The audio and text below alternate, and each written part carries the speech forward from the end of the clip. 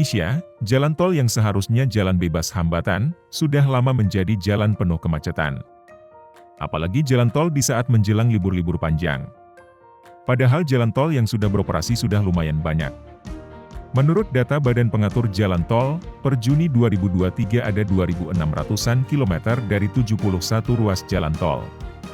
Beberapa tahun lalu, Pemerintah Indonesia menjalin kerjasama dengan Hungaria untuk membentuk sistem baru. Sistem seperti apa yang tengah disiapkan? Bagaimana cara beroperasinya? Berikut ini penuturan dari Attila Kesek, Direktur Utama PT Roates Indonesia Tol System. And to develop the highway system from 2,500 kilometers to 6,000 kilometers. And to do that, that requires some kind of a central coordination. So far, the highway system is fragmented into smaller and bigger toll road operators.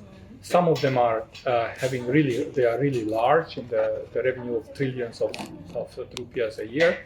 Some are much smaller, and because of the scale and of ability to invest is limited, and because of that, something had to be done. And the Indonesian government developed a national strategic priority and program to have a national central system for the toll road operations and development. A very clever way. We also have to say that all the countries in Europe and throughout the world who are having a developed toll road system are having such approach, like one central coordination by the government. And there could be toll road operators, there could be PPP agreements, but have to be centrally coordinated and owned by the government. So this is the reason the whole national strategy project have started, and there was a tender. In the tender, it was 5 or 6 contenders.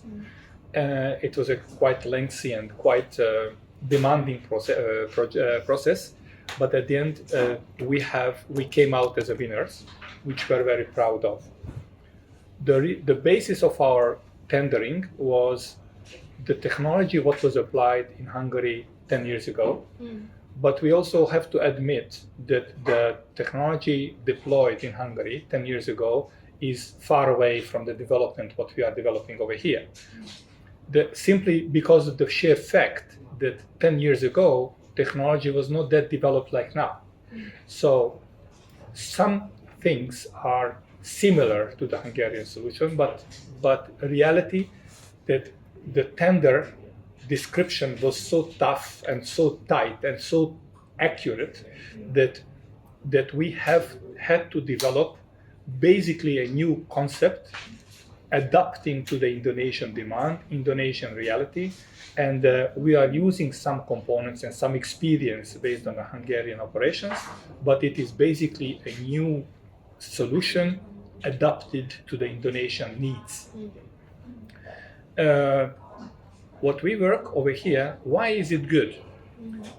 Why is it good? I think that I'm so excited about this project because it is really good for multiple reasons. Currently, there are a lot of traffic jams in the toll plazas, especially when you think about in the peak hours or prior the national holidays or weekends. There could be hours of waiting, and that is such a waste of time and energy. And not just that, it is also very highly polluting because cars are idling in place and they're just emitting a lot of gas. So the new system, the MLFF, it is multi-lane free flow. This is eliminating the toll plazas and utilizing the toll roads in a different way. We are working very closely with the toll road operators because currently they are operating the plazas, but in the future they are still owning the highway. So the ownership of the highway is not changing, but the methodology of collecting the money will change. And it will be much more user-friendly because you can buy in the future, you can buy ticket like 1 week ahead. Like, okay, you know that next week you're gonna drive from here to Bogor, or from Bogor to go to Bali. So then you will be able to buy the ticket upfront. You can buy it from your desktop. You can buy it we will enable it in the petrol stations, in the kiosks, in supermarkets. You can buy it on the web, and we are also developing a very user-friendly application, which is very easy to use. So there will be multiple ways to pay, and with this one, we are separating the payment from the highway. Because currently, in the toll plazas, the payment is happening on the highway. In the future, the multi-lane free flow takes away the payment from the highway. You pay wherever you want, in the online. You can pay through application, or whatever you can buy in the petrol station, but not on a highway. When you go to highway, you just drive. Why is it good? First of all, it is more you as a personal car owner or driver, you can more easily calculate when are you starting and when are you arriving. Your arrival and driving time is not depending on toll plaza waiting time. But it's even better information for the freight, for the trucks. If you're a truck operator, think about you have 10 trucks, and you need to deliver a lot of goods. And because of the traffic jams in the toll plazas, you can make one turn. You can send a truck there, waiting in Eltal and back. If there is no waiting time in the plazas, you might do 2 turns a day with the same truck. So this is enabling a lot of free movement of primarily of the freight. We've seen that in multiple European countries, in my country, in Austria, in Germany, where similar free flow system was introduced, that the revenue from the toll road operations have increased, but primarily through the lorries and heavy duty trucks. Why is that? Because certain trucks are avoiding these toll plazas because simply they can't afford to wait. They need to move. The trucks are making money when they are moving, okay? So simply they need to move. And this is enabling a lot. And if we compare the capacity of the highway system of Indonesia at the moment, we see a lot of cars, especially around Jakarta. But in the south or in the north, we see a little bit less cars on the highway. So the capacity of the highway is much bigger than the current traffic. It can handle much more cars. So this system is good news for everyone. It will be easier for you as a user. It will be easier for you as a personal car. It will be easier to use if you are a truck owner. It would be much better for you if you are a toll road owner, if you are owning the highway. It is better because more cars and more trucks will go on your highway, more people will pay. And it is good for the government as well, because it will be more revenue, more profit, more tax revenues. So it is basically a win-win-win-win situation. Everybody is winning with it. So we are very happy that we are involved in this project. We are also very proud of it. We are developing the latest and deploying the latest available technology. Such system, we are not aware of anywhere in the world such system exists, because we call it in a terminus technicus, this is a phone. We call it in our terminology e-OBU, like onboard unit. OBU is onboard unit. This is electronic because we use the telephone as the basis of identifying of how many kilometers of highway have you been used. And your telephone will be tracked by the satellite. And based on that, if you are using 17 kilometers, you will pay for 17 kilometers. If you use 200 kilometers, you pay for 200 kilometers. So it's a pay as you go. We have been accused before that we are deploying and forcing the Hungarian solution into Indonesia, which is simply not true, because the Hungarian solution is 10-year-old. And whatever you deploy here is the brand new. So we are very, very happy that we are involved in this project, and we are happy to be able to contribute to the development of Indonesia. This will result in more potentially into GDP growth. This will result into less pollution because trucks will not idle in a traffic jam. It will be enabling, and the whole experience will be much better. So I think it's a good project. This is a very complex project. There is a lot of interdependency and cross-dependency. We need to develop a software, okay, which is the core of the whole entire, the brain of the entire system. We need to develop cloud storage, which is storing the data, what we are collecting. But we need to make sure that cloud storage is in line with the Indonesian data protection, data handling regulations. So the data storage and data regulations are the whole data is stored in 2 different places in Indonesia for security reasons. It's a redundant system, but this system has to be connected with Korlantas database, which is the traffic police. So in that case, traffic police need to be involved. Then we need to talk to the toll road operators. They need to enable us that they are letting us building these gantries, these gates for the cameras. We need to work very closely with the government agencies, with POPR and BPJT, to develop the new regulations. So there are so many things, and many things cannot be done parallelly. Some things you need to finish certain element first, then you can start the next one, then you can start the next one. So this is basically building on each other. All the elements are building on each other, and simply there were two deadlines what we missed. One was the deadline in December last year, like you highlighted, and there was another one which is we postponed the partial go live. We wanted to have a trial in Bali in June of this year. So, but we are very close. We are almost there, but we still need to work with POPR and BPJT to make sure that we are really able to start the program. The readiness level is in a various maturity phase, in a various development phase. One, that we have the so-called the cloud storage system, wherever we're gonna store the data of the toll road operators. It's already done, so it's ready to use. Okay, control room is basically done. We need to have some polishing, and the final test, but it's basically done. The 40 mobile cars is basically done. 20 of them are ready to be used today. Then another 20 will be ready in a month or 2.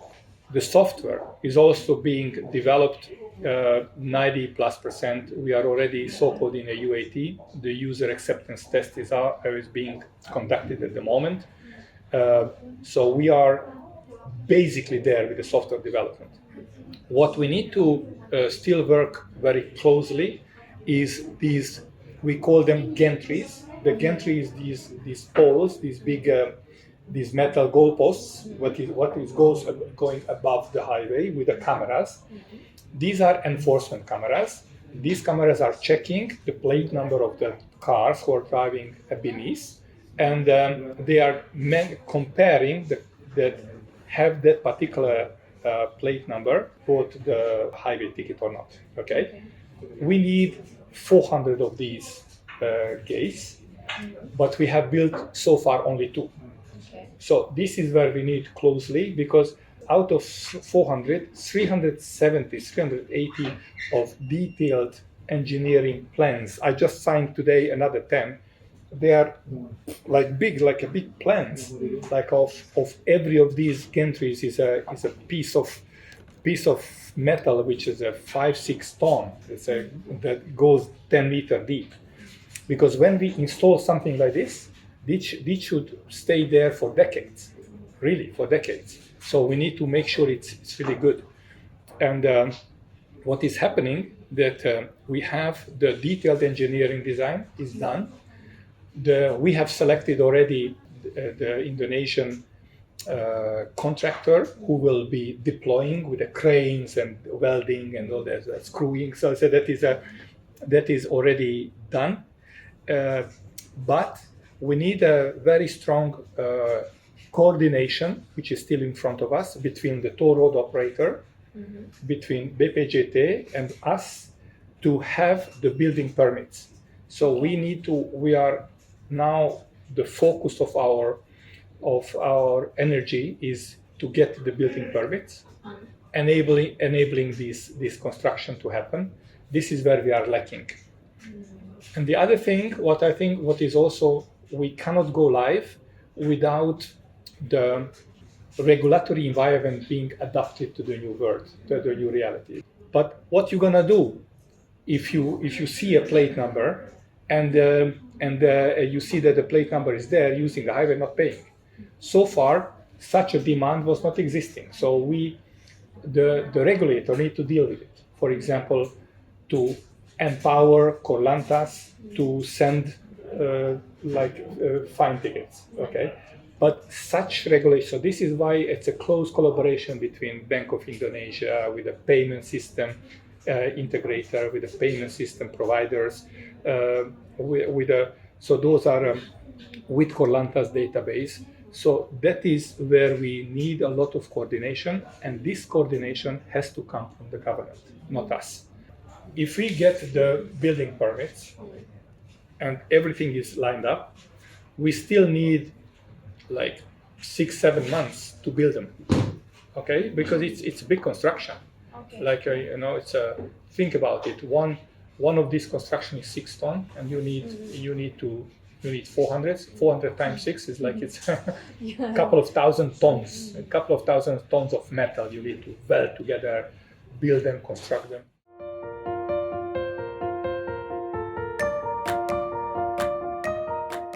The money is coming from the Hungarian government. This is the 300 million. What is the value of this contract? Why is that? Because Hungary and Indonesia are in a very close partnership, and approximately 10 years ago, Hungary discovered Indonesia, and Indonesia discovered Hungary. Because for Indonesia, we are an attractive country. In Hungary, because we are in Central Europe, we are part of EU, we are part of NATO, we are a European country. So it is interesting for Indonesia to be in a close partnership with such countries. Okay. But for our country, it is also very, very interesting to be in one of the largest countries in the world, is Indonesia, and one of the biggest growth potentials is in Indonesia. So we would like to be present in this market. We would like to be here and be a reliable partner for Indonesia and Indonesian companies. And for that reason, our government have decided to use this project as a proof. So the project is viable. Only money is missing. So in that case, and then the Hungarian government say, okay, here is the money, spend it. And so currently the entire financials are coming from the Hungarian government. We are spending Hungarian public money. No Indonesian money is spent until we hand over to Indonesia. Indonesian authorities will say, okay, it is really up and running, it really works. And if it works, then we will get our monthly service fee for 9 years. The calculation is two bases. First of all, we are calculating how many lanes are we checking, because we have to, like, how many traffic lanes are we have monitoring the cameras, and also in some cases we are also checking how many cars are passing. But we are getting our service fee after when the month is finished, and then the regulator will check, have our system been available, like 99%, like our system is available, or I don't know, heavy. So there are a couple of KPIs, key performing indicators. And if we are delivering on those indicators, then we will get our service fee.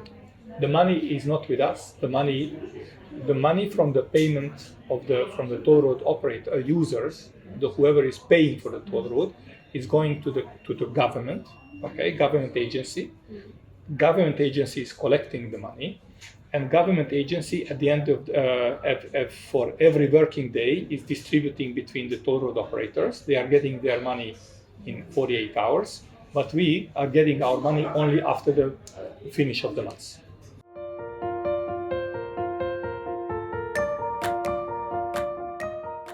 We will have a payment integrator and payment service providers. We are working on it. Bank of Indonesia is coordinating this activity. If you are having your bank and you have your wallet, then we will open it up for all payment providers. If you are using this payment provider or the other banks, so we will not prescribe anything. Whatever you use at the moment, you should use for these services as well. But that money, we will only tell if you are a bank, we will tell, okay, dear bank, charge 5,000 rupiah for this drive and send the money to the government agency. So the government we are just brokering the information. We are telling them the payment, how much you need to deduct and how much you need to send to the government agency. And the government is collecting the money, we are not.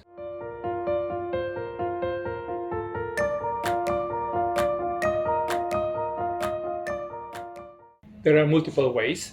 First of all, if you go into a petrol station or if you are going into a supermarket, like you are buying, so you will pay what much you will pay because you will pay at the cashier.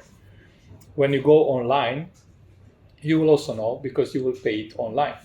But when you do it via your application, of course you will have the feedback from your application right away.